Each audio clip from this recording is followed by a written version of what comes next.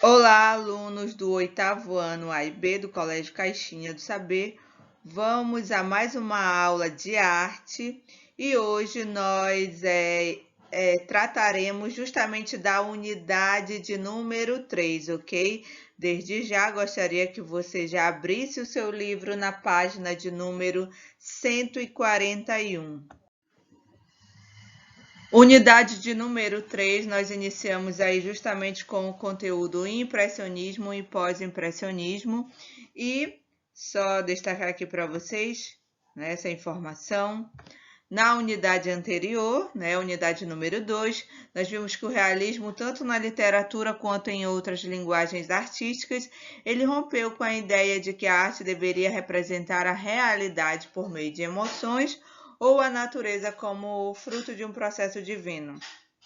E que essa questão nós vimos tanto em arte como em literatura, né? O rompimento aí do realismo com a escola anterior, que no caso foi o romantismo, né? Que tinha toda essa questão da emoção, da subjetividade, enfim. E o realismo veio para apresentar uma outra ideia, não é? Eles colocavam justamente o que estava acontecendo naquele momento, naquela sociedade, né? Exatamente como era, né? De acordo com a verdade. Continuando. Com o avanço da ciência e da tecnologia e, consequentemente, com a invenção da fotografia, que nós vimos também na unidade anterior, aquela concepção foi aos poucos perdendo força. A realidade passou a ser representada pelos artistas realistas como ela era de fato, né? Informação que eu já coloquei aqui para vocês. E, como tem aqui nesse ponto, no segundo parágrafo, paralelamente a esse fenômeno, né, ali no mesmo momento que esse fenômeno acontecia, existia o crescimento de uma burguesia parisiense que enriquecia de maneira rápida e encomendava obras de artes, movimentando os grandes salões de arte. A pintura produzida pela academia, no entanto, não mostrava a realidade como realmente era nesse período, né? Inclusive, nós já vimos essa informação que as academias de arte, elas não mostravam exatamente como as coisas estavam acontecendo naquele momento. Paris passava por constantes obras de melhorias, graças ao projeto de modernização e industrialização implementado por Napoleão III, o que muitas vezes era, olha que era maquiado, né, nas obras artísticas. E nesse contexto de criticar uma pintura completamente desconectada do mundo real, que se inicia aqui, como nós podemos observar, o movimento impressionista, tá?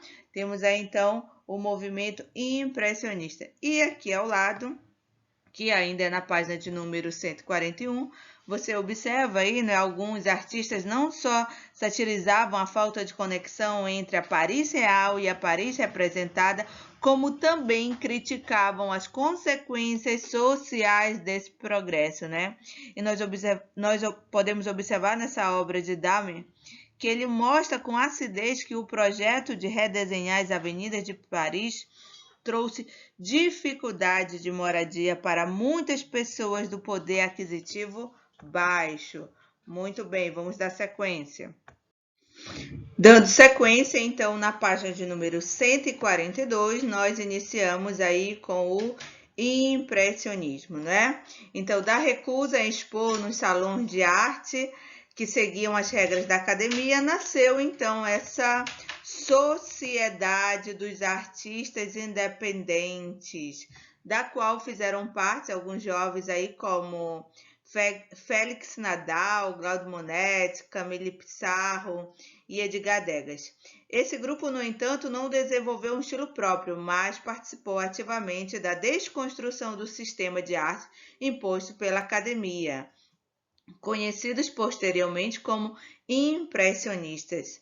A produção desses jovens artistas foi, ao mesmo tempo, sintoma e causa dessa crise. Continuando, Os artistas independentes foram muito influenciados pelas características das pinturas dos realistas. Então, aqui nós fazemos uma conexão com o assunto anterior, não é? A questão do realismo. Temos aqui um trabalho paralelo, ok? A atenção à atmosfera de Jean-Baptiste Camille Corot, o interesse pela retratação da vida simples de Jean-François Millet, a busca pela intensidade de Gustave Courbet, né? Entre outros. Tudo aqui fazendo uma referência ao conteúdo anterior. Por outro lado, libertando-se de um estilo fixo, buscavam na luz natural a principal fonte de inspiração para a pintura. Então, um ponto importante aqui, né? Cadê? Vamos destacar aqui. Libertando-se de um estilo fixo. Os impressionistas, né? Eles buscavam... Opa! Deixa eu só apagar aqui, corrigir, fazer direitinho. Muito bem. Buscavam na luz natural a principal fonte de inspiração para a pintura, né, os impressionistas. E aqui nós temos o Edouard Manet, 1832 a 1883, o artista que mais influenciou esses jovens artistas. Ele foi considerado um dos precursores. Então, olha, destaque aí no seu livro essa informação. Esse daqui foi o artista que mais influenciou esses jovens. Ele foi considerado um dos precursores do impressionismo. Então, qual foi o precursor aí do impressionismo? Foi justamente Edouard Manet, e né, ele influenciou esses jovens impressionistas. Uma vez que sua técnica passou gradativamente da retratação da realidade para uma pintura mais livre. Então, temos aqui, não é, vamos dizer assim, uma passagem, né? A retratação da realidade para uma pintura mais livre. Muito bem. Mesmo que algumas de suas obras ainda conservassem características da pintura realista e que nunca tenha se considerado um impressionista, Manet afirmava que a verdadeira forma de fazer arte era representar aquilo que vemos à primeira vista. Síntese da arte impressionista. Então, olha só, destaque também essa informação aqui, não é? De Manet, que ele afirmava que a verdadeira forma de fazer arte era representar aquilo que vemos à primeira vista. Acaba aqui fazendo o quê? Uma síntese da arte impressionista, certo? Então, muito bem. A ideia de Manet era essa, observei, né? Algo que me impressionou, que despertou a minha atenção, né? Então, eu vou representar de acordo com aquilo que eu observo ali a partir do meu primeiro olhar. Então, que isso daí foi colocado como uma síntese da arte impressionista.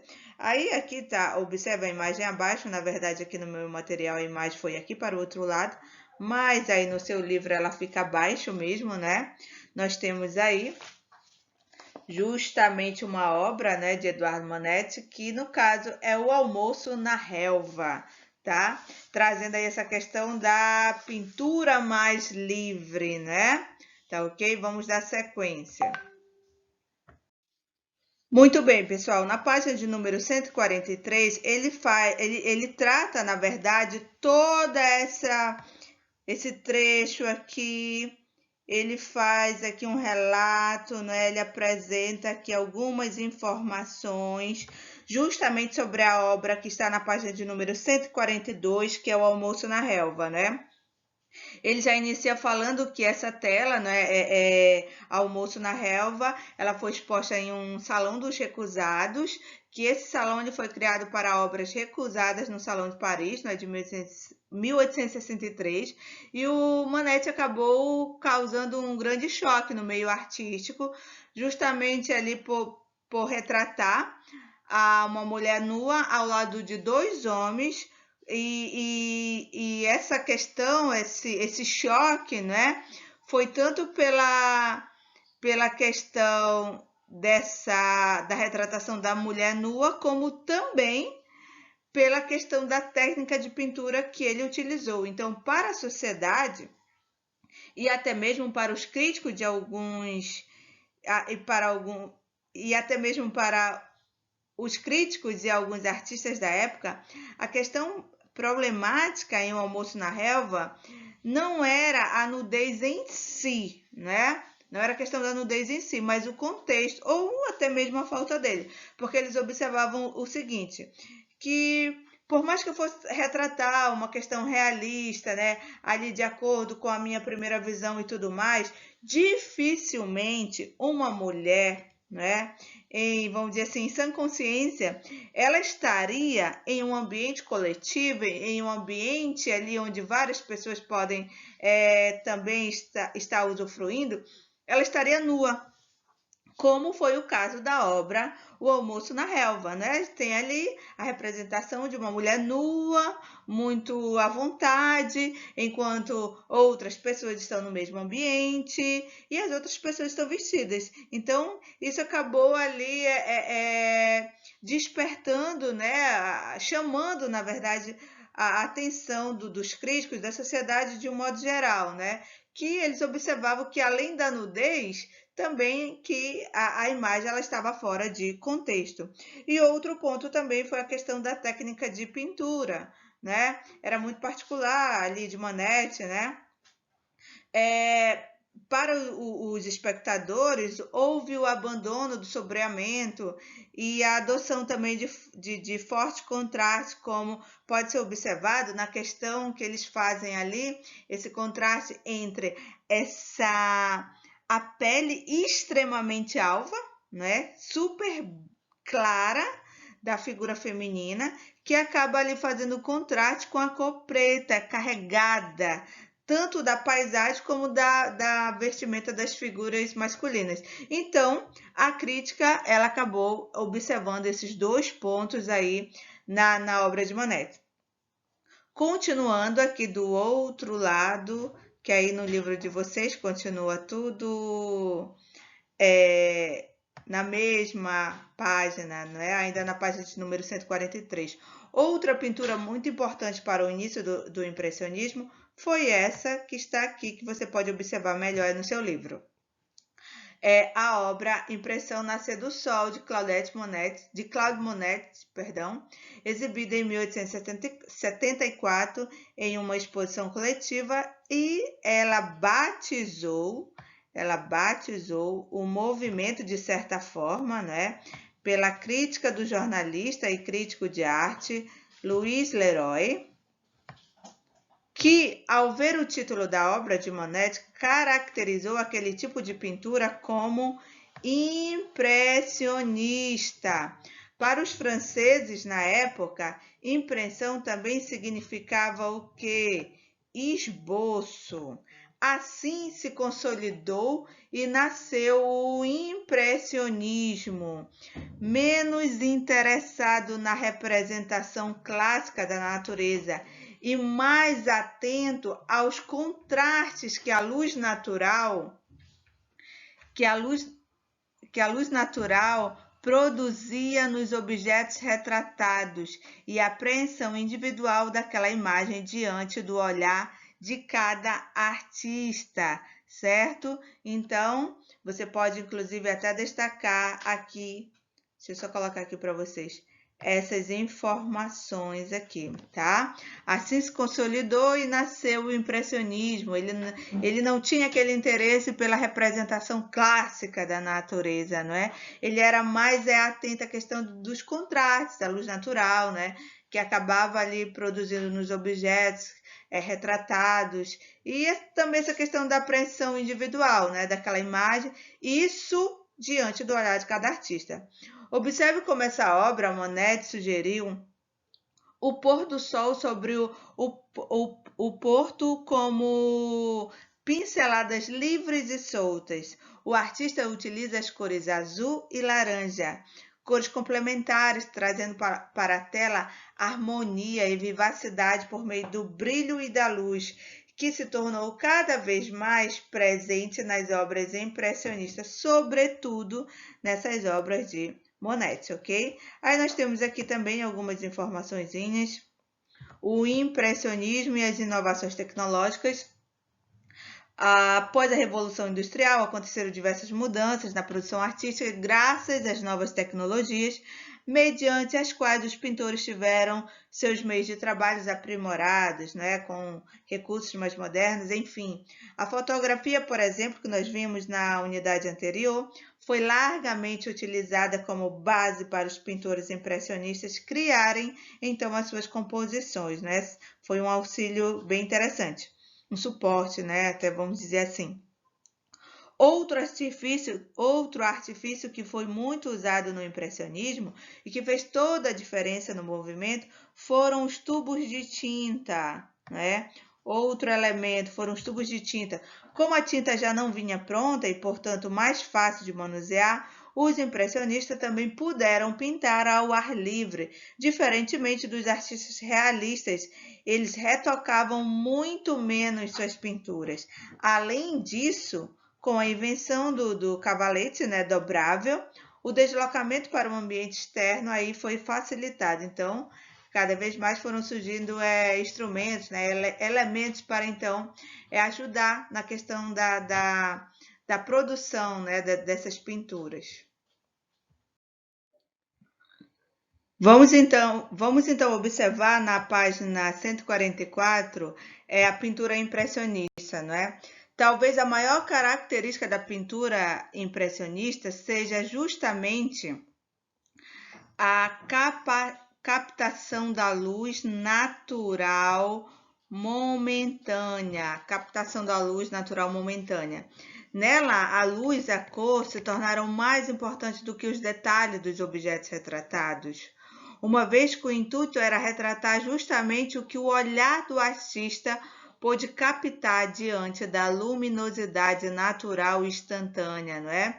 Então, justamente por esse ponto aqui, o intuito era retratar o que o olhar do artista pôde captar diante da luminosidade natural e instantânea. Aí nós voltamos lá para o início, né, que fala daquela questão do, vamos dizer assim, a pintura impressionista, ela tem muito a ver com o meu primeiro olhar, né? Olhei, observei uma imagem, enfim, algo que de repente eu possa retratar, aquilo me chamou a atenção, aquilo me impressionou, né? Então eu vou passar isso para a minha pintura, né? Para a minha obra, de acordo com a primeira visão que eu tive em relação àquela imagem, né? Aquela cena, enfim. Assim, algumas técnicas utilizadas pelos impressionistas foram as pinceladas mais curtas, né? Aqui o que foi utilizado, né, pelos impressionistas, as pinceladas mais curtas, soltas e livres, com o uso de cores puras, deixando na tela fragmentos de cores que, quando vistos a certa distância, trazem aos olhos a ideia de uniformidade, contrastes e intensidades obtidos pelo uso de cores complementares. O verde, por exemplo, ele dá mais intensidade ao vermelho. E efeitos de sombra, com o uso de diversas cores, não somente com as escuras, como o preto e o marrom também. Então, aqui na página ainda de número 144, nós temos aqui jogo rápido, que diz o seguinte: a essência da pintura impressionista, ela estava, letra A, nas emoções carregadas que a cena provocava no artista, na captação da luz momentânea, na retratação da realidade de forma científica, na representação de cenas mitológicas revisitadas. Então, o que você acha aí? A essência da pintura impressionista, ela estava exatamente onde? A essência dela, né? Qual dessas opções aqui? No caso, pessoal, é essa bem aqui, letra B. Você já marca aí, ok? Dando continuidade aqui, analisaremos a seguir as obras de grandes artistas impressionistas que desejavam não mais imitar de forma fidedigna a realidade, mas representá-la com base em uma experiência subjetiva, por meio da luz, do brilho ou mesmo da fumaça. Então, nós temos aqui um primeiro ponto aqui, o retrato do cotidiano de Renault. Muitas das obras de Renault representavam sua própria vida cotidiana, lugares que frequentava, círculos sociais do que participava e atividades que praticava. A questão para esse artista, no entanto, não era o objeto ou o local retratados em cena, mas os efeitos que a luz natural produzia neles, uma vez que pintava ao ar livre. Dessa condição, ele extraía o desafio do qual os impressionistas mais gostavam, que era justamente esse ponto aqui, né? Ainda tratando dessa questão de luz, enfim. Apreender a luminosidade por meio da pintura, certo? Observe na página seguinte a produção da obra Almoço dos Remadores. Essa pintura traz o círculo social do artista com sua noiva, a época que ele faz uma indicação aqui, que ela está justamente no canto esquerdo, brincando com o cachorro, e que você pode observar na página de número 145, e também o pintor impressionista Gustave, que o homem que está de regata branca e chapéu amarelo no canto direito. Observe como as pinceladas curtas e soltas dão integração, dinamismo e movimento à cena. A questão do cachorro, por exemplo, não tem formas definidas, mas para nosso olhar, em razão da ilusão de ótica, vemos perfeitamente de que animal se trata, né? Então, além disso, é possível notar como o brilho se faz presente na tela, sobretudo na questão das vestimentas, dos objetos brancos pintados, e como efeitos de sombra com cores claras trazem grande luminosidade.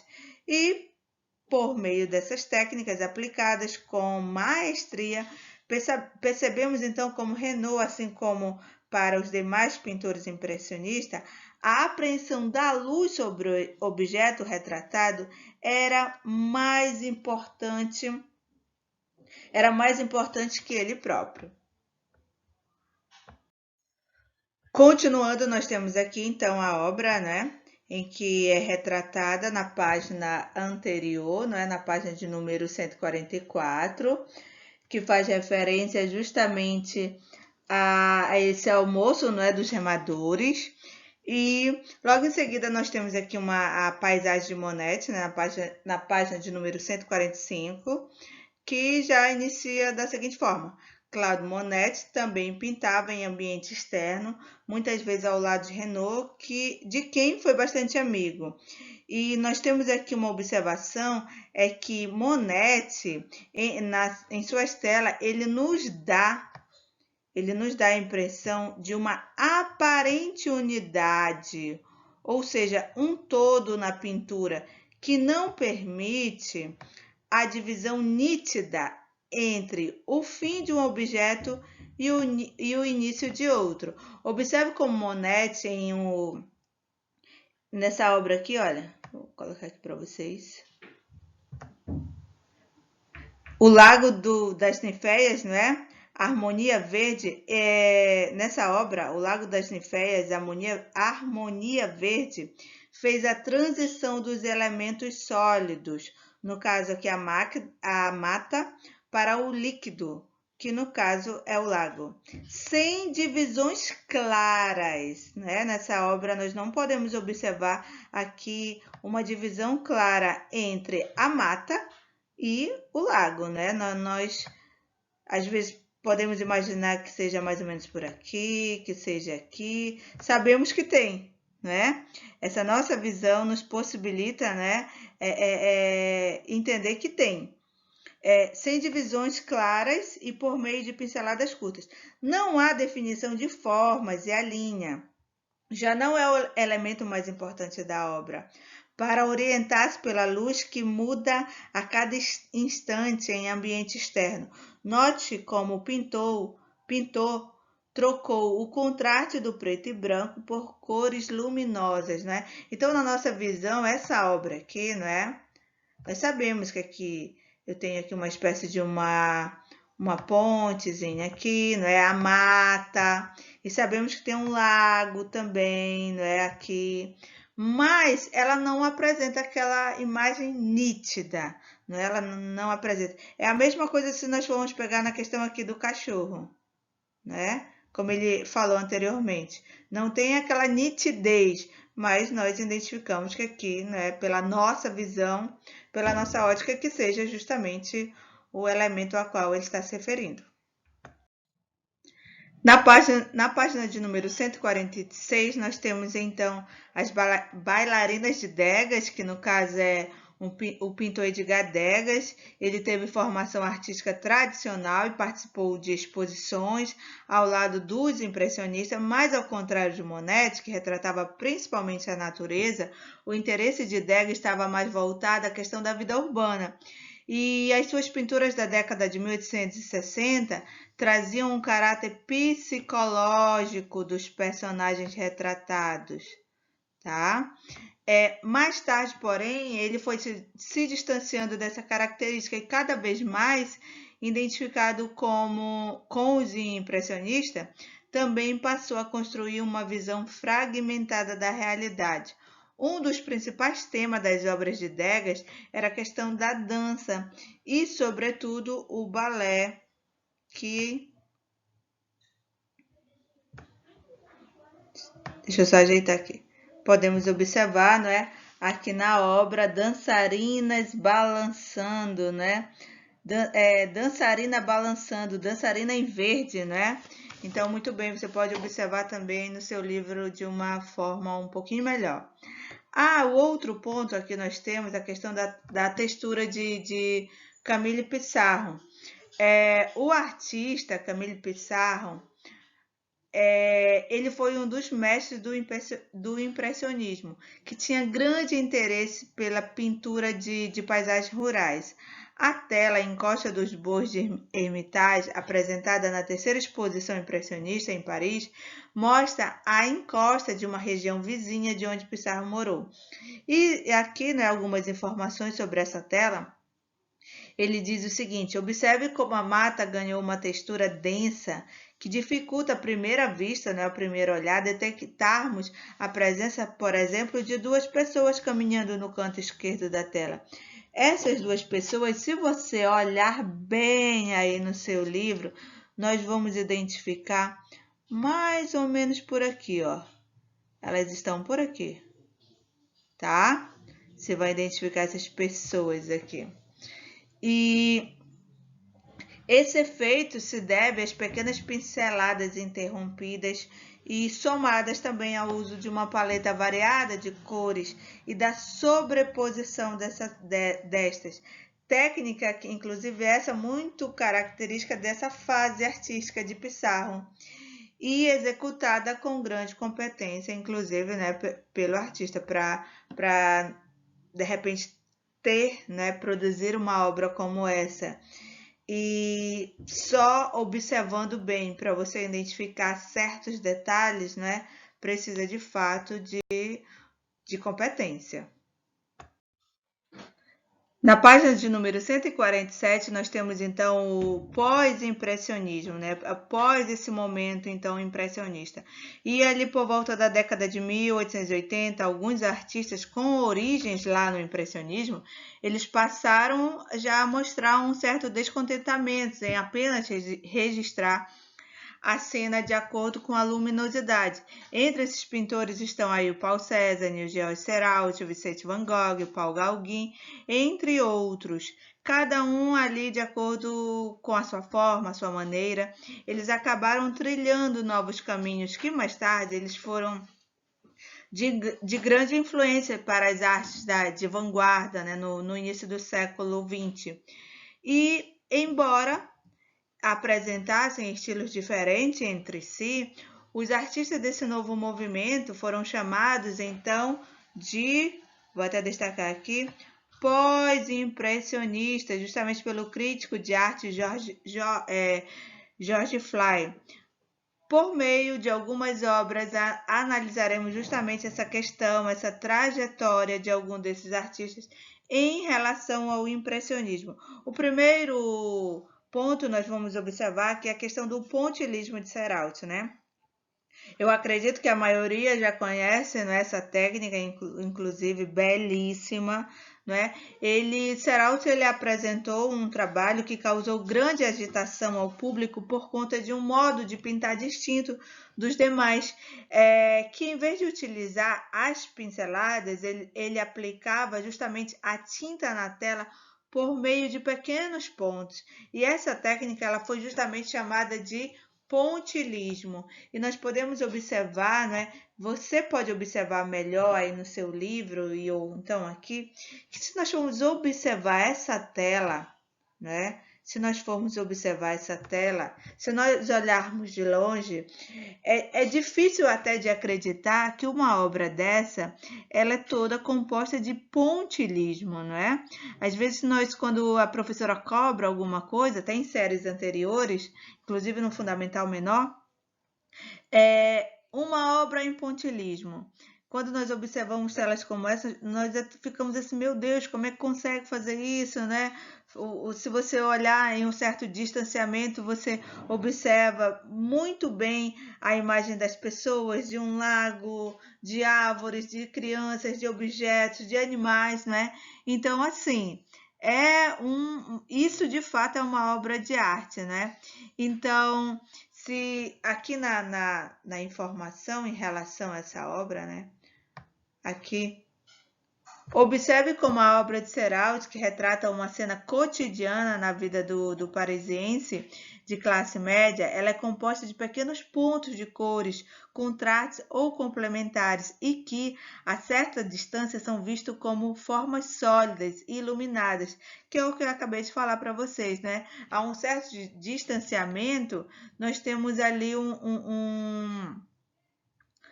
uma obra sólida, não é? Eu consigo identificar os elementos presentes.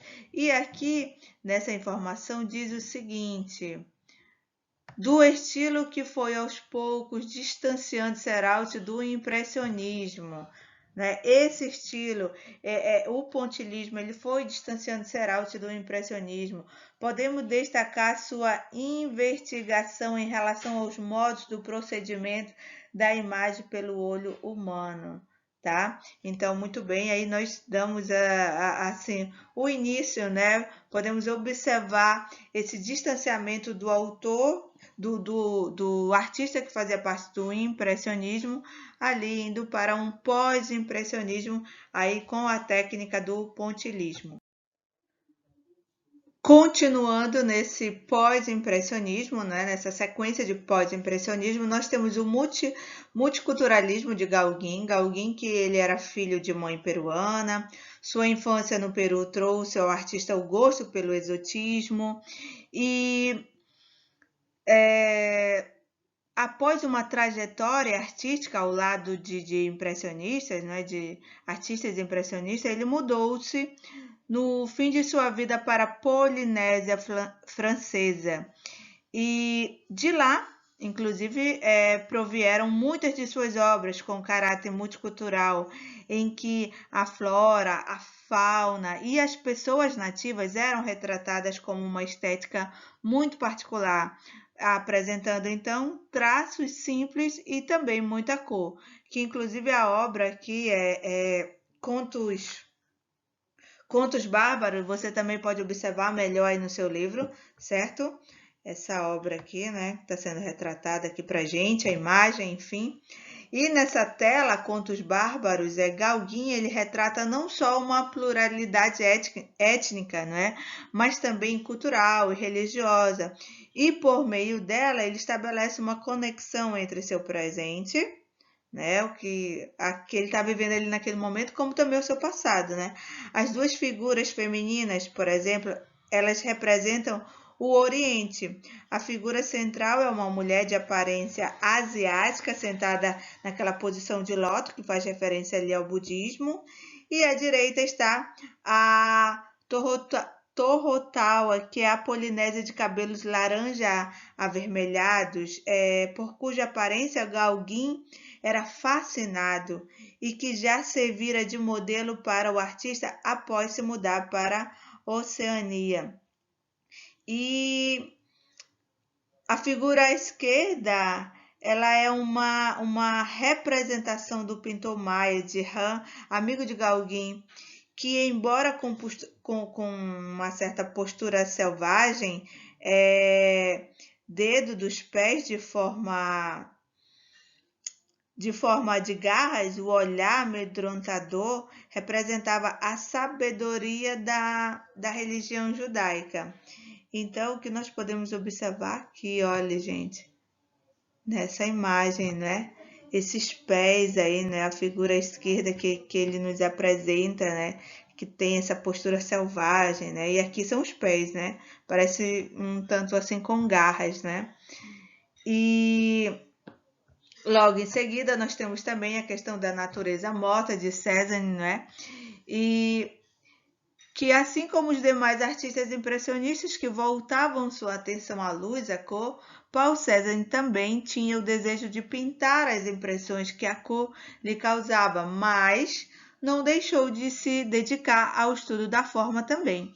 Ao almejar uma arte grandiosa, ele escolheu a questão da natureza morta, tá? Para representar os objetos simples, sobretudo as maçãs, de modo que pudesse igualá-los à posição de importância das cenas representadas nas pinturas clássicas dos grandes mestres que estudou. Então, aqui, né, nós temos justamente a representação da natureza morta por meio da obra Maçãs e Laranjas de Paul Cézanne. Dando sequência na página de número 149, né, ainda fazendo referência à imagem da página anterior, né, da página de número 148, apesar de a natureza morta ela sempre ter se mostrado presente na pintura de Cézanne, em seus últimos anos, esse gênero se tornou central em sua produção. Maçãs e Laranjas. Tela desse período faz parte de uma série de 6 telas que contém os mesmos objetos. A toalha estampada ao fundo remete à questão da natureza morta, retratada pelos artistas flamengos do século XVII, perdão. No entanto, a questão do arranjo pelo qual Cézanne dispôs as frutas, o jarro pintado com motivos florais e as toalhas, também como especial atribuído aí a questão atribuída aí a questão das cores fortes e intensas, além da preocupação com essa sensação de solidez, de profundidade, trouxeram nessa obra uma nova roupagem para esse tradicional gênero da pintura. Seguindo, nós temos aqui a Boêmia de Toulouse-Lautrec, que a produção artística de Henri de Toulouse-Lautrec foi totalmente direcionada por sua própria vida. Embora tivesse ascendência aristocrática, sua deficiência física, né, uma doença genética rara, definida pela baixa estatura e fragilidade óssea, o fazia sentir-se afastado de seu círculo social, o que levou então ele a frequentar a vida boêmia e a conviver com camadas marginalizadas da sociedade, e isso acabou servindo de inspiração para suas obras. Dessa maneira, ele acabou trazendo essa temática dos cabarés, dos circos e casas de show, que foi uma constante justamente em suas obras. Perdão. E nós podemos observar lá no finalzinho da página de número 149, né, que uma obra de Lautrec, que no caso ela é intitulada de Baile no Moulin Rouge. Tá? Então, nós podemos observar e estabelecido, quer dizer, Há algumas referências, algumas informações aqui que você pode observar no seu livro também sobre essa obra, né? Tá ok? Dando mais informações sobre a pintura, né? Sobre a obra de Lautrec. Muito bem, na página de número 150, temos aí a intensidade de Van Gogh, né? Vicente Van Gogh, que é um pintor que ao longo de sua vida apresentou diversos transtornos mentais, ele começou sua jornada artística com os impressionistas. E o convívio com Camille Pissarro, que nós podemos observar, uma das obras de Camille Pissarro, lá na página de número 146, não é? A encosta de dois homens em Hermitage, que é aquela imagem que eu colocava lá para vocês, que a presença de dois homens caminhando, né, que é um pouquinho difícil de identificar, mas que se você olhar bem, você consegue identificar. Então, esse convívio com Camille Pissarro trouxe a ele uma mudança artística. As pinceladas, elas passaram a ser o traço do artista. Se você observar essa obra que está aqui embaixo, Campo de Trigo com os Corvos, né? Você pode até fazer uma relação com aquela imagem lá de Camille Pissarro. Por cima de uma mancha de tinta, ele aplicava outras pequenas manchas e o colorido passou a ser a parte da matéria do objeto retratado e não mais da luz.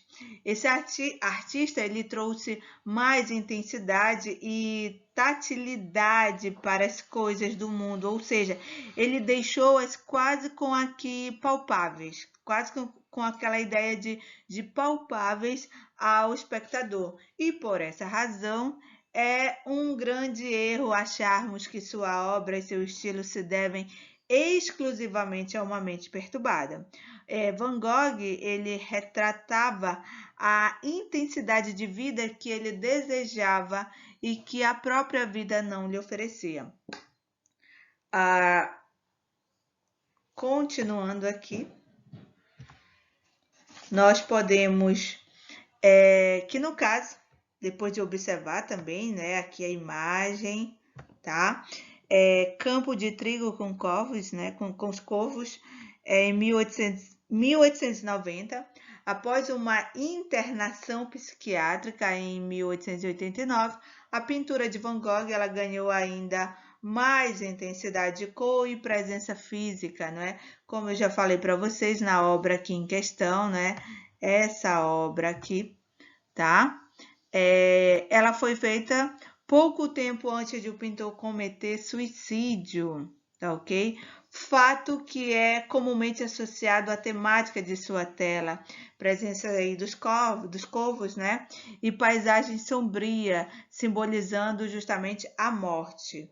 No entanto, não era do desejo do artista que sua pintura remetesse a algo triste ou algo solitário, não era essa a ideia dele. Ao contrário, ele queria era mostrar o que considerava saudável e importante para o campo. E, enfim, né, temos aqui uma obra de Van Gogh. E no finalzinho, nós temos aqui o É Verdade, que diz o seguinte: um dos acontecimentos mais famosos do mundo da arte foi o fato de Vicente Van Gogh ter cortado uma parte da própria orelha. Na ocasião, o pintor embrulhou a parte cortada e a entregou a uma mulher. A inconstância do estado psíquico e emocional de Van Gogh sempre alimentou as especulações sobre a razão desse ato tão brutal. Diversos especialistas pesquisam em sua biografia o real motivo que levou o pintor a cometê-lo. Então, pessoal, isso é verdade ou é mito? Tá? Eu vou deixar isso daí para vocês pesquisarem, para verificar se vocês encontram, e na próxima aula eu respondo para vocês. Além do É Verdade, da página de número 159, deixo para vocês as atividades da página 152 e 153, tá ok? Leiam com calma, caso se faça necessário, né? de repente não compreenderam alguma coisa por meio da videoaula, entre em contato comigo, com a professora Nayana, por meio do WhatsApp, tá ok? Para que então, caso as dúvidas ali persistam, eu possa ajudá-los, ok? Até a próxima aula, se Deus quiser.